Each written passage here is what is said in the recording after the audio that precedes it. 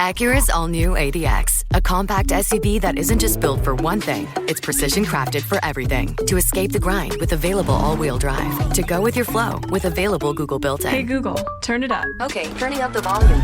And crafted to be heard with an available Bang & Olufsen premium sound system. The all-new Acura ADX, crafted to match your energy. Acura, precision crafted performance. Take your vibes and go, go, go, go. Google is a trademark of Google LLC.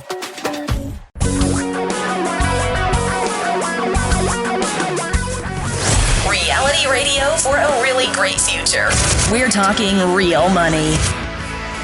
Welcome to the show that talks about your dough. Talking real money every Saturday, and we're here to help you. This week a little different because Don McDonald is getting a well-deserved vacation. The first, I think I looked this up, I believe I have it right, the first vacation since Jimmy Carter occupied the White House. In all seriousness, he has not taken a lot of days off. So Don is gone. I am here. I'm going to have a guest in a few minutes, but you're out there trying to figure out what to do with your money, how to make it last longer, how to invest it right, how to not mess up with it, all of those questions that come up regularly. So let me give you the telephone number. This is an easy one, I think.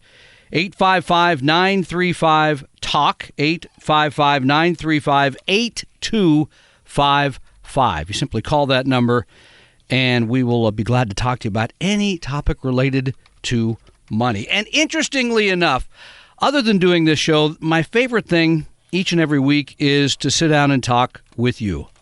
Really is. I truly enjoy the opportunity of getting to know so many of you. That has been a blessing for many, many years. So this week, I got to talk to a woman who's about 10 years from retirement, and she was referred to us from a client, and she sat down and she said, I just want to be in the program that makes 15% a year. And I said, so do I. I just don't know what it is. She was kind of surprised because either she'd been given bad information by somebody or has a curious set of beliefs about investing. But this is something we run into regularly. You have a tendency to focus on returns. You have a tendency to focus on things that happened recently or in the shorter term when we're going to tell you those things are irrelevant. Or the meeting with a client that recently said, well, you made me 6% over the last 9 months, so I guess I'm okay. We try to explain that you really need to look at longer periods of time to make those kind of judgments. So what do I tell somebody if you ask me, well, yeah, I want to be in the 15% a year club? And a little later, we're going to talk to a securities attorney who sees people that get taken because they believe they can be in an investment that could make them 15%. So I tried to explain that is, in my mind, an unachievable return. Well, there have been a couple of circumstances.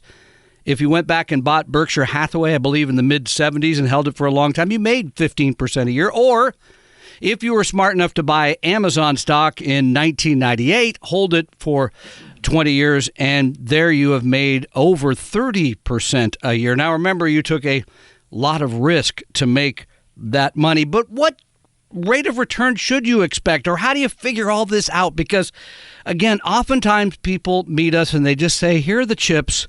You tell me. You tell me what rate of return I should get. You tell me how this money should be invested. You tell me what should I expect. And, of course, what we expect, we try to say, look at the past to give us some indication, but the future could look completely different. And how do you make these determinations? Rather than coming up with a return, I tried to suggest that, first of all, you agree to what goals you have. I mean, if you're 10 years from retirement, how much money do you need to save and make on that money to get you to where you need to be? Warren Buffett, I think, said it very well recently in his newsletter when he said, why take risk with money that you'll need to make money you do not need? So this woman might not even need to make 15% a year. She had no idea what rate of return she needed to have on her portfolio. And that gets to number 2, is about having a plan. Saying, here's how much I'm going to save. Here's how much I'm going to try to make on the money, and how much risk I'm willing to take, to how much volatility can I handle, how many days of the market going up and down by 200 points here, whatever it is that makes your stomach churn and makes you feel like I got to do something. And once you get to that point of doing something, as so many of you have done in 2000 and 2008 or 73, 74, if you're old enough to remember that, or 87, that's when you lose because you end up selling and buying at the wrong time. So having a plan. And then here's the other part. You have to decide. It's a little like deciding whether to be a Republican or Democrat. You have to decide what you believe about investing. Now, a long time ago, I decided I just want what the global stock markets make. I'm satisfied with that. I'm not going to try to beat the market. I don't need to pick stocks. I don't need to try to make 15% a year. I'll take a globally diversified portfolio and have a few bonds and try to make 7 or 8% a year. But that's what I believe. Maybe you have a neighbor who's the greatest stock picker since Warren Buffett. Maybe you have a friend who can tell you, here are the 2 mutual funds you can own and you can be rich. But everybody has to have a style that they believe in. You know we believe in the academic-based approach, but call us and tell us how we can help you. 855-935-8255. That is a toll-free number. Every call is toll-free, but we're here to help you every Saturday on Talking Real Money. I'm Tom Cock. We'll be right back.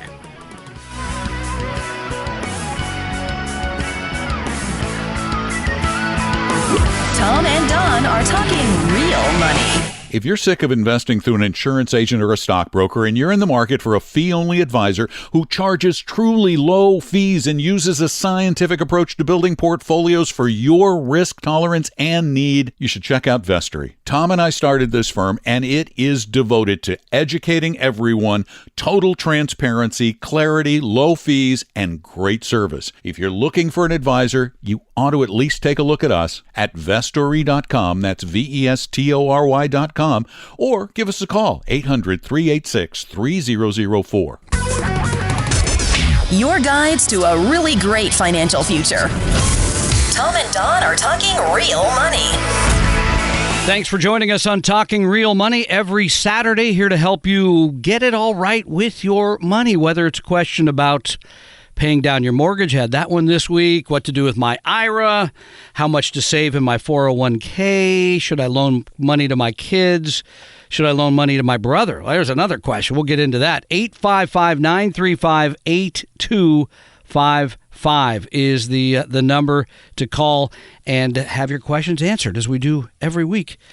And so I tell you what, this is something that comes up, I hope, less frequently, although it still does. I still see quite a bit of people, quite a number of you get defrauded in various ways, in all kinds of circumstances. I mentioned, somebody who wanted to make 15% a year. Some of it is around greed, oftentimes, because people say, here's an easy way to make 10% a year. And I don't know an easy way to make 10% a year. And so this comes up, and we get the questions from time to time, sort of how do I deal with fraud? How do I avoid fraud? What do I do if I feel like I've been defrauded? So I thought I would turn to the best expert I know about all this, the best expert that I know, because it turns out he's my brother too. And I guess I owe him money, so he's on the program. Lawrence Cock is of counsel of Core Cronin here in Seattle, and he's a securities litigator, also does a whole bunch of work around employment law. Welcome to Talking Real Money. Thank you very much. Okay, so what are we seeing out there today? I know, what are the scams that you're hearing about and you're seeing? When we could talk about locally, Darren Berg, of course, who's maybe listening. And Darren, if you are, please check yourself back in. Bernie Madoff is in the news again. But what's out there right now? How are people getting taken that you're seeing? Well, there are a lot of Ponzi schemes. That continues to be a real problem. There are also a lot of investments which are simply sold using misrepresentations or omissions, and then people find out they have something which is totally illiquid, for example. Meaning they can't get their money. Right. Well, obviously one advantage of the stock market is it's a liquid exchange, and you can place an order on Monday and the transaction will be closed, and 3 days later you can take the money out of your account. And a lot of investments, you need to read carefully, because a lot of investments you don't have a right to redeem, or you might only have a right to redeem once a year, and you have to give notice 30 days before, and you simply want to know in advance whether the investment is illiquid or not.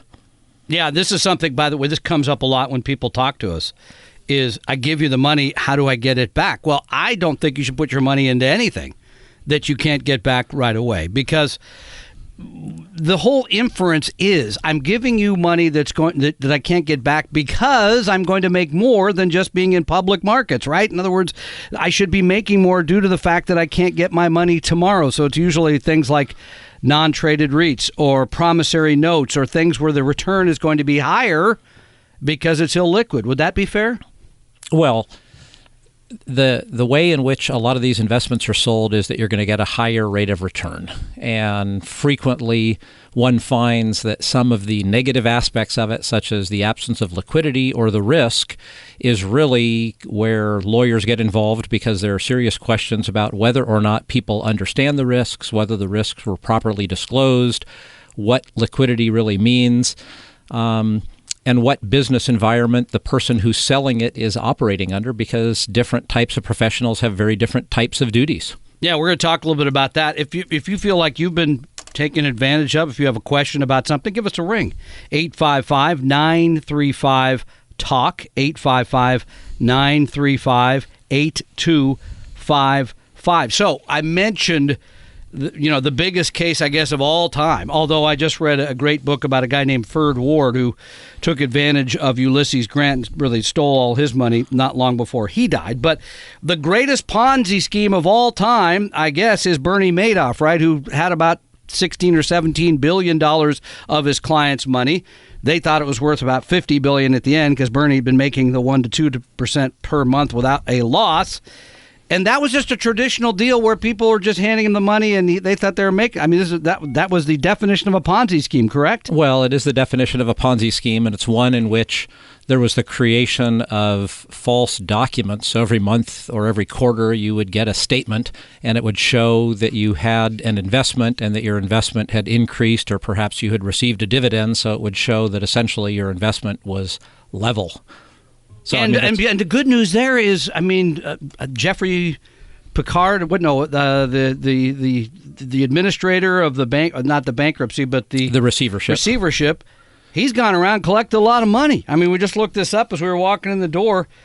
Out of the 16 or 17 billion that was taken, it looks like he's collected about $11 billion. Does he get a piece of that? Well, he gets paid for his services, and he has had incredible successes. Although one big part of his success was that there was one particular business that was involved. The owner of that business died, and therefore he was able to negotiate a very, very successful recovery. No, like $7 billion of the $11 billion, or some big part of it. Yeah. Hey, if you're gonna, when you're collecting, it's easier to get most of it from one place than have to go to several. 855-935-TALK for anything money related here on Talking Real Money. We're talking with Lawrence Kokov, counsel at Core Cronin, about securities fraud, about Ponzi schemes, about people that get taken advantage of. Bernie Madoff is, I guess the article yesterday, and this is a little confusing. It's confusing for me, and I'm in the business, but the headline said victims of Bernie Madoff will receive another $504 million, proceeds from assets the government seized after Madoff's firm collapsed a decade ago. So there's different places this money's being collected. That's what I take away, right? Right. Anytime there's a major financial fraud, there are different sources from which people might hope to recover. But I think it's important also to know that the overall recoveries, generally speaking, are not very good. Or put differently, when you've lost principal, a lot of it really is lost, and it may take years to recover. Now, that being said, there are these different areas. So there could be a receivership or a bankruptcy that might generate money from assets and liquidate those and pay creditors and perhaps pay people who had promissory notes or an equity interest. There might be lawsuits against people who sold the product because they have duties to the individual investors. And then there might be class actions against professionals such as accountants or attorneys, or others who provided services to the entity and fell below the standard of care that they were obligated to uphold. And I think in the big picture of things, more people get taken advantage of by the latter part of what you were talking about. The fact that I met with somebody and they told me, I could make you 7 or 8% a year. They didn't go outright and steal the money, but the return was nowhere near that because they failed to sort of tell the whole truth. We'll talk a little bit more about that in just a couple minutes. And your questions and calls here on Talking Real Money. 855-935-8255. We'll be right back. Tom and Don are talking real money. Keeping the podcast breaks as painless as possible is my goal. That's why I want to very quickly tell you about the only magazine I've ever heard of that is 100% real investing all the time. There's no business news, no speculative advice, and certainly no lifestyle stuff. It's called Real Investing Journal. I publish it every quarter, and you can get 2 full years for only $25 at realinvestingjournal.com. That's realinvestingjournal.com. For your real life and real future, Tom and Don are talking real money. Welcome back to Talking Real Money. Our telephone number, 855-935-TALK, 855-935-8255. We started off the program talking about making 15% a year. I think if that's your ambition, that's a tall order. I don't know of a strategy. Then I thought, well, actually, I do know of a strategy. You just had to buy real estate in Seattle about 5 or 6 years ago. We just learned that for the 17th month in a row, according to the Case-Shiller Index, that we are the hottest real estate market in the country. So I guess you could have made 15% a year easy that way, right? You just had to know when to buy and probably sell here sometime soon. We're talking with Lawrence Koch of Counsel at Core Cronin about the other side of the equation, which we see, which is people losing money, people being defrauded. And you kind of alluded to the fact that, and in my mind, more of this happens when I meet with someone who's not a fraudster, but I meet with someone who sells me a product that makes a promise that they don't live up to, it does not live up to. Is that something you see regularly? It happens a fair amount. And the securities laws in Washington and other states which follow the Uniform Securities Act are relatively strict, and they require that a person involved in the sales transaction sell a security without any material omissions and without making any material misstatements. And so a lot of times that can be the battleground in a lawsuit or a legal proceeding. Of course, a lot of these legal proceedings are in arbitration because nearly every brokerage and many investment advisory firms require you to arbitrate your disputes. They don't allow you to go to court. Which attorney and national best-selling author Dan Solon calls a scam, by the way. He thinks that system is rigged to be in favor of the industry, not of the investor. I know we don't want to get too far down that path, but so back to all of this. If something happens to me where I meet with somebody and they promise this great return and then I didn't make it, what should I do? Well, I think that you first need to find a new financial advisor and move your account. Oh, that's a good idea. Yeah, sure. And a lot of times that person will actually tell you whether they think that your prior professional did something that is actionable. Your accountant might also essentially indicate to you something terribly wrong has happened and that's a warning sign. And of course, you should consider consulting with an attorney about whether or not you have a claim, and then essentially what it would take to bring the claim and what one might hope to recover if you did bring a claim. How much money does this have to involve before it makes it reasonable? I mean, worthy of going through all this? Well, certainly something in the 6 or 7 figures.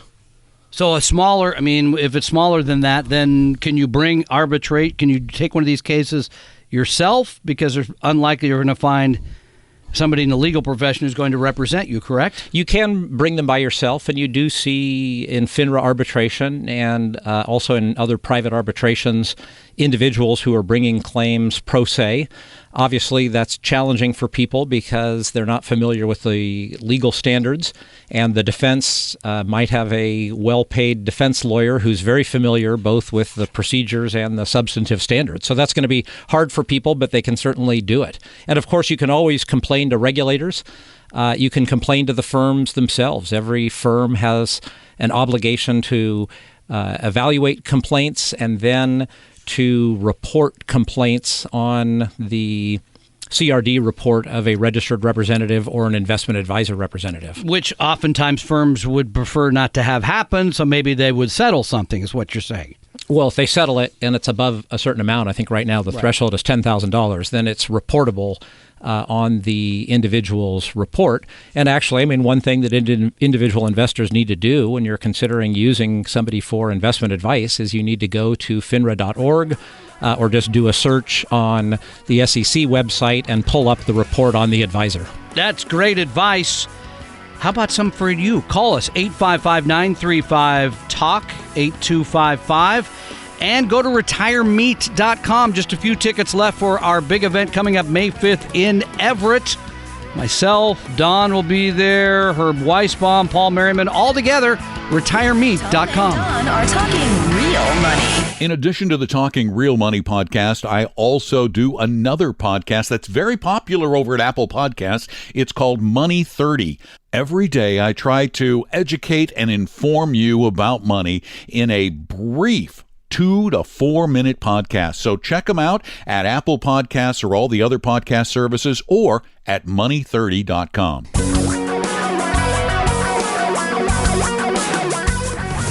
Reality radio for a really great future. We're talking real money. Welcome to Talking Real Money. I'm Tom Cock. Don McDonald out on vacation this week. Program note, next week, Paul Merriman. Long-time writer, advisor, just absolutely great person who's helped so many of you over the years. He will be here to answer your questions. He probably got a couple of topics of his own because he always has his top 10 list. So he'll be joining us here. And if you have a question today, let me give you the telephone number. This is easy, 855-935-TALK.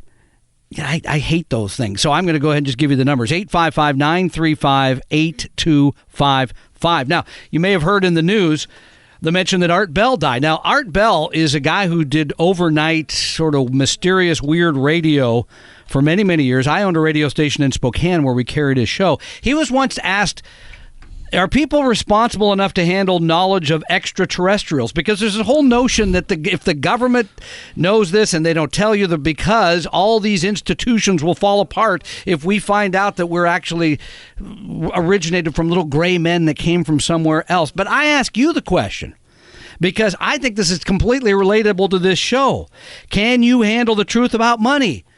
Now, my own brother, who's kind enough to join us on the program today, says I have a tendency to see the world through rose-colored glasses. Many of you who come and see us about your money have a tendency to do the same, that you can't face up to realities about the fact that you're unlikely to make 15% a year. Yes, you may have to work longer than you believe. Yes, you may have to accept volatility in markets. There isn't an investment where you can put the money in and make a safe 7 to 8%, and that leads to a lot of problems. So call us up. We're here to help you. 855-935-TALK. And let's go to the phones. Bert now joins us here on Talking Real Money. Hi, Bert. Hello. How can I help you today? Well, I own a business, and I'm a 49% minority shareholder. And last year we agreed that we would try to sell the business to see what it was worth, and went through the process, had a fairly decent offer over about $8 million, and and then my partner decided he doesn't want to sell it now. I was just wondering, as a minority owner, what kind of legal rights do you have? That's a great question, Bert. I'm going to refer you to the House counsel we brought along today, Lawrence Cock of counsel at Core Cronin. Minority shareholders don't have a whole lot of rights last time I checked, but what would you say? What would you say, Lawrence? Well, of course, in any business relationship, the first place to go are the governance documents. So if it's a corporation, then there are articles of incorporation and bylaws. If it's a limited liability company, then I hope that there is an operating agreement. If it's a partnership, yeah, there is. Yeah, and so that really defines the rights and obligations of the parties. Generally speaking, of course, in the United States, majority wins. And so it's true that minorities don't have essentially the right to control the entity. But there is a body of law about minority shareholder oppression and the circumstances under which a minority interest holder in an entity has rights that for which there is a legal remedy. And so that's a whole kind of body of law. So he has to go see somebody to find this out, is what you're saying. Well, you do. I mean, really, people need to use lawyers on a variety of occasions. One is before they enter into the deal, because, of course, sometimes you can save yourself a great deal of time and money and anguish by consulting with a lawyer in advance. And then the other one is when you have some specific issue and you don't know how to navigate it yourself. And so you're looking for somebody with the right experience and with the right expertise to give you advice at a reasonable price and help you to make good decisions on a going forward basis. Oh, okay. That's good to know. We wish you well. Thank you. Yeah, that's.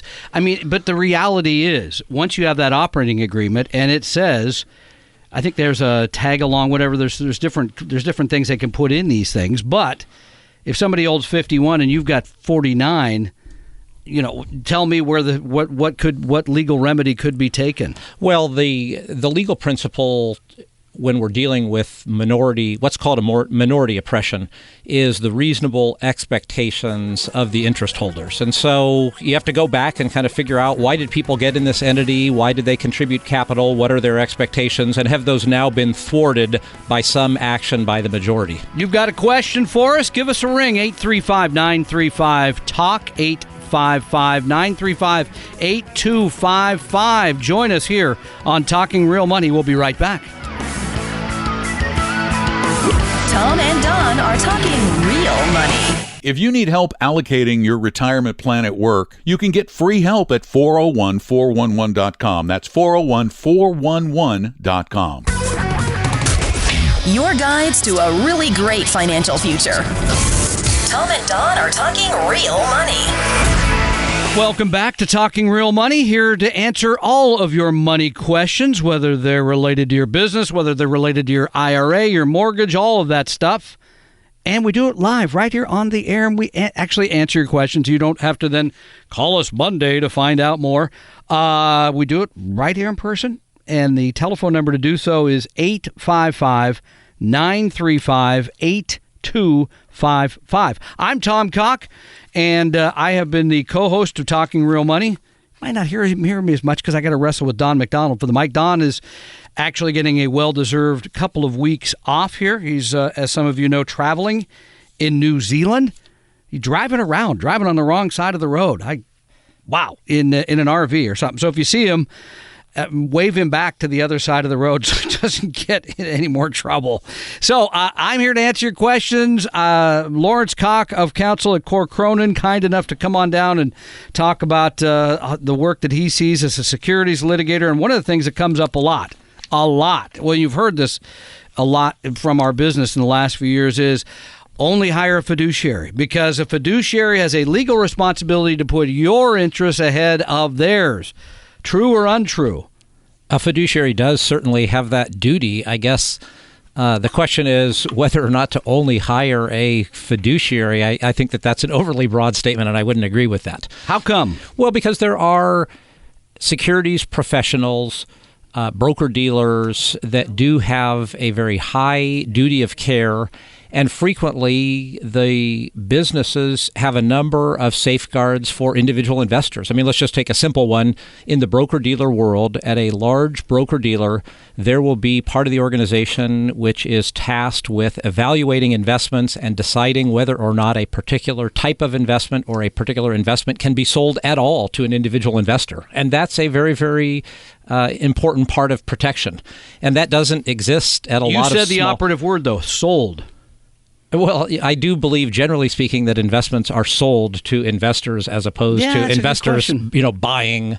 But I think financial advisor would say we place, because sold implies like a commission of some kind. They're receiving something for selling you a product. Well, every financial advisor is going to get paid. Well, and that's true. How they get paid and what they get paid is very important. An individual investor should ask their advisor, how do you get paid, who pays you, and how much is it? I think that's Absolutely. A great thing to ask in any relationship, by the way. Of course. So what are you expecting? Ask your attorney that, too. What were you expecting for doing this show today? Well, you had to at bring least your own lunch. I did bring my own lunch, Man, I but tell you didn't what. steal it, so that was good. You got that going for you. All right. 855-935-8255. He's getting nothing for his appearance today other than a nice pat on the back on the way out. And Dean now joins us here on Talking Real Money. Hi, Dean. Hi, can you hear me okay? We can hear you fine. Go ahead. Oh, perfect. So I have about $400,000 in equity in my house, and as a result of a divorce many years ago, I obtained a $300,000 college tuition loan for two girls, and I'm wondering, how do I roll over the equity in my house to hopefully pay off the college tuition loans and not have to pay an exorbitant amount in taxes? Well, I mean, you could. Okay, so it sounds like, how do I access equity I have in my home to pay a debt, essentially, correct? Correct. So I sell the house, and let's say I have $300,000 when it's all said and done. Yep. Will I have to pay taxes on that capital gains in order before I can pay off the debt, or is there any way that I can make this work, I guess?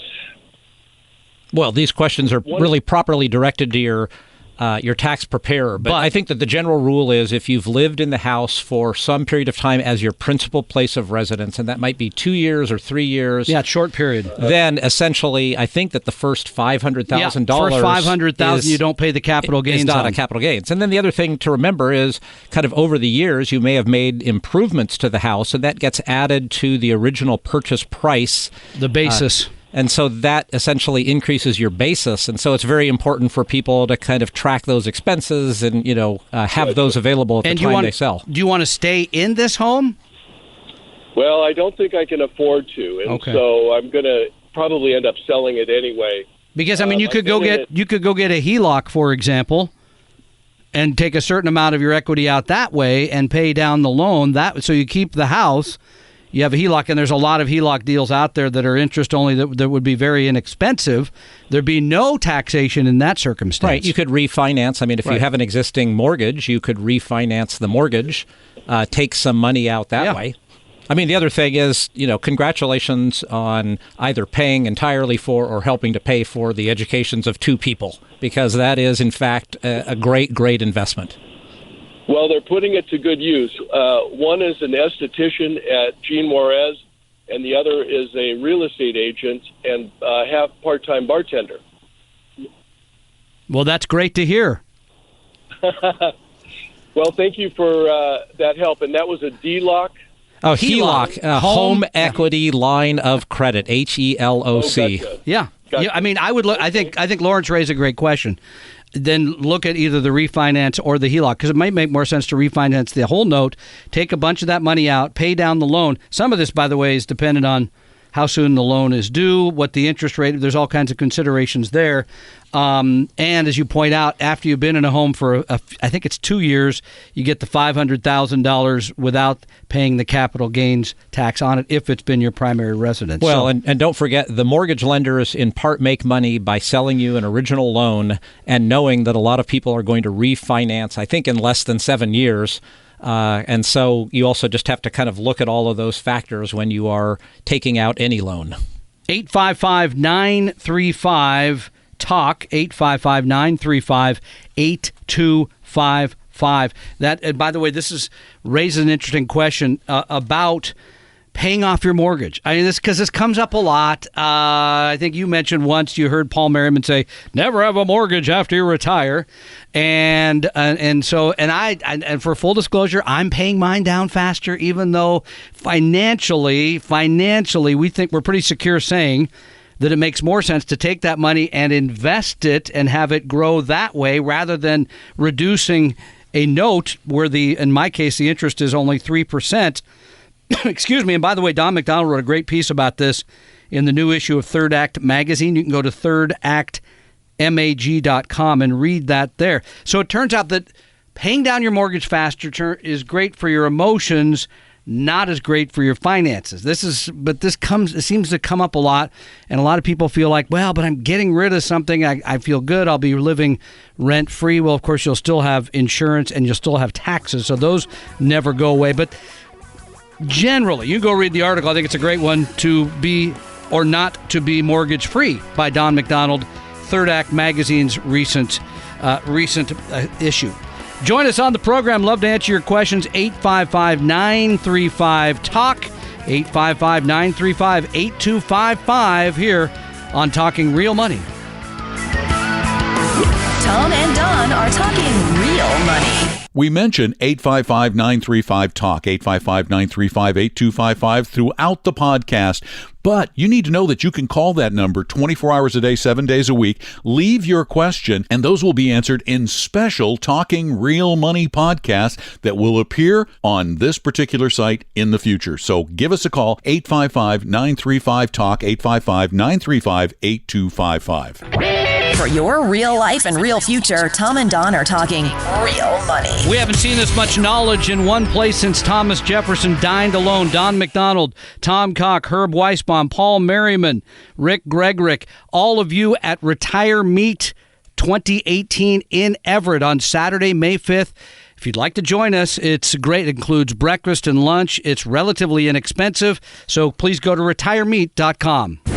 We hope you realize that the information provided on Talking Real Money is for educational and hopefully enjoyable purposes only. Providing personalized financial planning or investing advice takes time, so please consult with a really good fee-only fiduciary investment, tax, or legal advisor. We know a good one. Investing must always involve risk. In other words, you can and probably will lose money at times.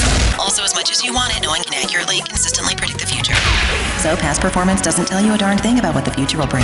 Unlike many other programs that say something similar, Talking Real Money is not trying to get you to buy or sell any financial products or securities. Instead, the program is provided as a public service by Vestry, a fee-only registered investment advisor. Thanks for listening, and please visit TalkingRealMoney.com for more information and disclosures. Are we done now?